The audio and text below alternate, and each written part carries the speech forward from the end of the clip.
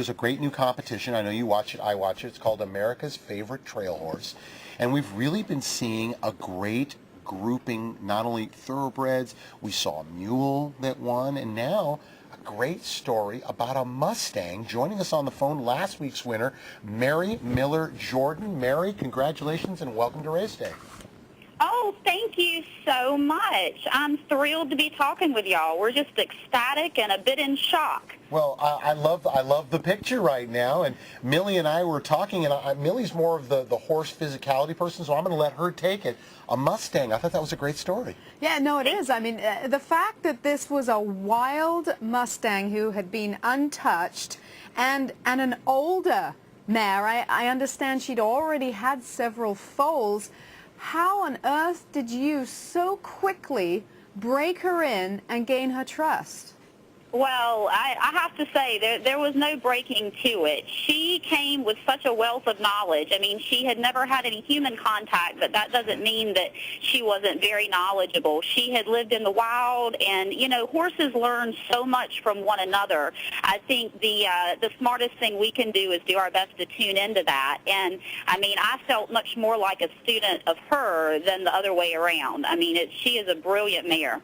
As far as this horse is concerned, Mary, and this is, I believe it's Lindsay's Faith. I want to make sure I get the name proper. Yes, sir. What is the difference for someone who's out there watching? Maybe they've just turned on HRTV, they're watching this, and they say, really, what is the difference between a Mustang and a thoroughbred? Well, honestly, there's some Mustangs that are quite similar to thoroughbreds. You know, our Mustangs are a grouping of, you know, all the horses that really there are out there. There's Mustangs with a lot of Spanish influence, a lot of thoroughbred influence, draft influence.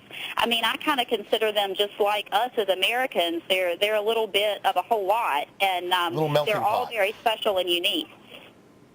Well, it's an amazing story that you two have accomplished so much together in such a short amount of time. What is next for you and Lindsay's Faith now? Oh, my goodness, so much, so much. The AFTH rides are fabulous. I mean, it is right up her alley. She loves going out on the trail. She loves the obstacles.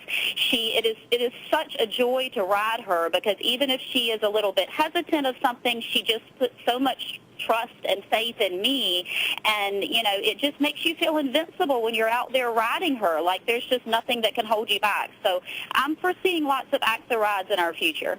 Mary, I'm just laughing because we're looking at this picture of her, and she just looks so beautiful. Thank you so much for being with us. Continued success, and that's America's Favorite Trail Horse, 8 o'clock on Tuesdays, 8 o'clock Eastern, 5 o'clock Pacific, right here on HRTV. Mary, thank you so much for being with us.